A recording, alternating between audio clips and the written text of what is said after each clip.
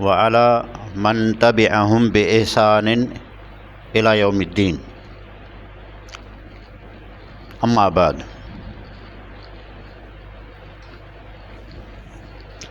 گزشتہ سال آس اکیڈمی میں اسی ہی جگہ حاضری ہوئی تھی۔ ہمارے کرم فرما ہے مولانا محمد شہباز صاحب سالوں سے ایک دوسرے کو پہچانتے ہیں اور ہم دونوں استاد بھائی بھی ہیں۔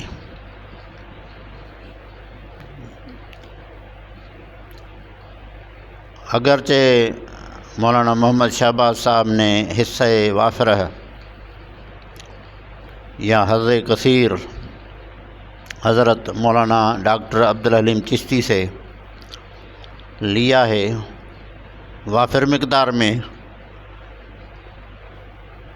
تو ایک دو گھونٹ ہم نے بھی پیے ہیں، تو بہرحال استاد بھائی تو کہلاتے ہیں۔ تو وہ مہربانی فرماتے ہیں،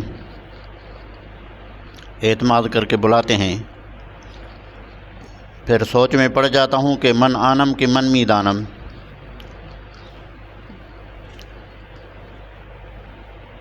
مولانا نے جو تعریفی کلمات میرے بارے میں کہے ہیں تو وہ زیادہ مبالغہ نظر آتا ہے۔ اس پر مجھے ایک لطیفہ یاد آ گیا، اور چونکہ ہمارے مجلس میں لطیفے بھی چلیں گے کچھ، کیونکہ تکان ہو جاتی ہے نا تو پھر لطیفے کام کرتے ہیں۔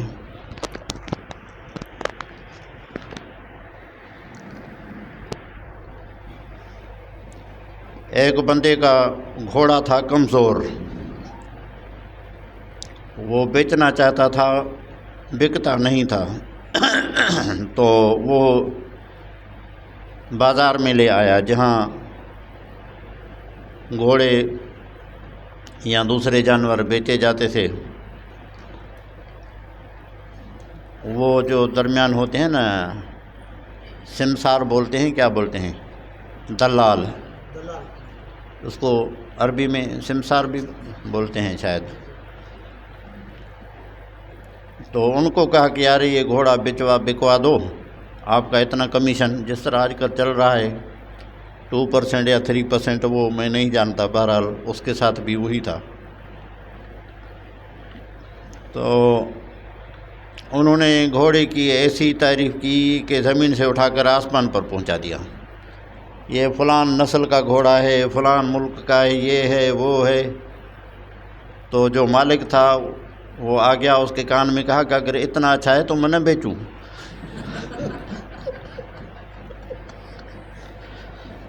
سو ہماری حقیقت بھی یہی ہے، اللہ خیر کرے۔ ہم مولانا کے ان کلمات کو جملہ دعائیہ پر عمل کرتے ہیں کہ اللہ تبارک و تعالی مجھے اس قابل بنا دے۔ بہرحال گزشتہ دفعے جو محاضرہ تھا کتب خانوں کے حوالے سے تھا،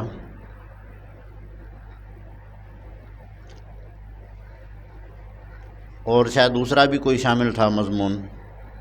اس دفعے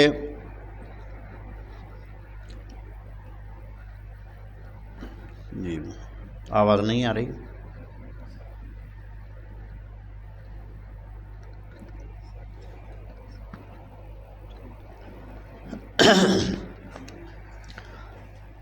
اس دفعے ہمارے دو موضوع ہیں، ایک ہے الاجازہ، اس پر ہم بحث کریں گے۔ اس کے بعد ہم بحث کریں گے الاستدعاء، دعا یدعو، الاستدعاء۔ تو یہ اجازہ کیا ہے، استدعاء کیا ہے، اس پر ہم کچھ بات کریں گے۔ پہلے ہم اجازت کو لیتے ہیں، اور اجازت کو آپ بھی کچھ نہ کچھ جانتے ہیں، لیکن شاید استدعاء کو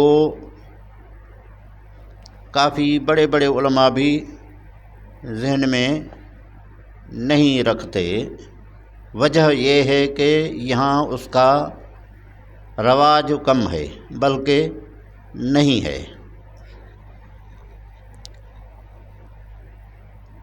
تو فی الحال تو استدعاء کو چھوڑتے ہیں سسپینس کے طور پر کہ تجسس آپ کا برقرار رہے۔ باقی فی الحال اجازت پر ہم مولانا سے اجازت لیتے ہیں کہ بحث کریں۔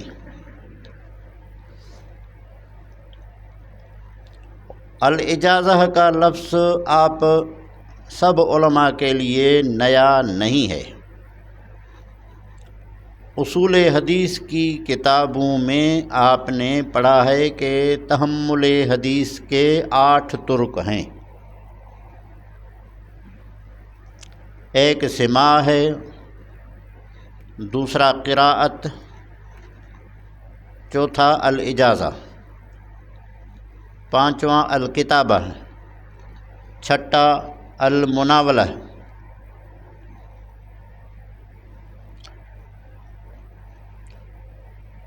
پانچواں المناولہ، ساتواں الاعلام،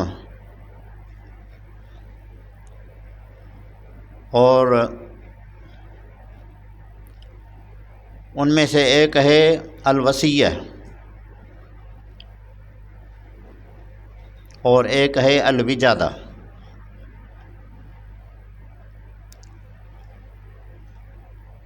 تو یہ کل 8 آپ نے پڑھے ہیں: سماع، قراءت، اجازت، کتابت، مناولت، اعلام، وصیہ اور الوجادہ۔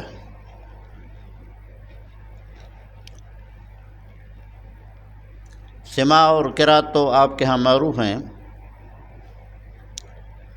کتابت کا مقصد یہ ہے کہ کوئی محدث کسی طالب علم یا کسی دوسرے عالم کی طرف لکھے کہ میں نے آپ کو فلان کتاب کی اجازت دی، اور مناولت یہ ہے کہ شیخ اپنے مرویات والی کتاب یا کتب دوسرے کے ہاتھ میں دے، ناول یناول۔ اب اس پر بھی آپ نے تفصیل پڑھی ہے کہ مناولت کے لیے اکثر علماء نے اجازت شرط رکھی ہے، بعض نے بغیر اجازت کے بھی اس کو تسلیم کیا ہے، یعنی وہ کہتے ہیں کہ مناولت خود اجازت ہے۔ اگر یہ بات ہے تو پھر مجھے 2 علماء سے اجازت یعنی مناولت حاصل ہے۔ اجازت تو کافی علماء سے ہے، لیکن مناولت کا شرف بھی ہے۔ ایک ہے حضرت مولانا محمد موسیٰ روحانی بازی لاہوری، ان کی خدمت میں ہم گئے تھے مفتی محمد عیسیٰ گورمانی صاحب کے ساتھ۔ یہ مفتی محمد عیسیٰ گورمانی شاید آپ نے نہیں دیکھا، گجرانوالہ، اور آپ نے دیکھا ہوگا۔ اعجاز و صرف اس کی کتاب تھی۔ مولانا فضل الرحمن صاحب اس کے خاص شاگرد تھے۔ مولانا نے بتایا کہ میں نے ان کے لیے یہ لکھی تھی۔ مفتی محمود صاحب نے اپنے بیٹے کو ان کے پاس بھیجا تھا۔ کوئی گاؤں تھا، پھر گجرانوالہ میں آ گئے۔ میں ان کے پاس جاتا تھا، مولانا محمد عیسیٰ صاحب میرے پاس اپنے گاؤں میں آتے تھے، تو ان کے ساتھ ہم گئے مولانا محمد موسیٰ صاحب کے پاس۔ انہوں نے کافی کتابیں جو الہیۃ الکبریٰ، الہیۃ الوسطیٰ، یہ مجھے عنایت فرمائیں، فلکیات جدید ہے، تو اس کو میں مناولت سمجھتا ہوں۔ دوسرا شاید آپ کم ہی جانتے ہوں، شاید نام بھی نہ سنا ہو، مولانا محمد خلیل اللہ ربانی۔ اگر کسی نے نام سنا ہے تو ہاتھ اوپر کرے۔ آپ نے بھی نہیں سنا؟ ہاں، لدھیانی صاحب کا بڑا بھائی۔ نہیں، یہ نہیں، آپ نے بھی نہیں پھر سنا۔ مفتی رشید احمد لدھیانوی کا نام تو سنا ہے، یہ ان کا بڑا بھائی تھا۔ محمد خلیل اللہ ربانی یہ بھی دیوبند کے فاضل تھے، مفتی رشید احمد لدھیانوی کی طرح۔ یہ 3-4 بھائی تھے، سب دیوبند کے فاضل تھے۔ مولانا محمد نعیم، مولانا محمد جمیل احمد، یہ سب بھائی تھے۔ انہوں نے سندھ کے اکثر مدارس میں پڑھایا ہے۔ مفتی رشید احمد لدھیانوی نے دارالہدیٰ ٹھیڑی میں پڑھایا ہے 10 سال مسلسل۔ وہ سندھی بلا تکلف بولتے تھے۔ اس کے بڑے بھائی تھے مولانا محمد خلیل اللہ ربانی، وہ مولانا عبید اللہ سندھی کے بھی شاگرد تھے، پیر جھنڈوں میں ان کے پاس پڑھے تھے۔ انہوں نے ایک کتاب لکھی تھی فرائض میں، اصول ترکہ کے نام سے، اصول ترکہ ورثہ، وہ مجھے انہوں نے دی تھی، یعنی مناولت کی تھی حضرت استاد سائیں کے مدرسے میں۔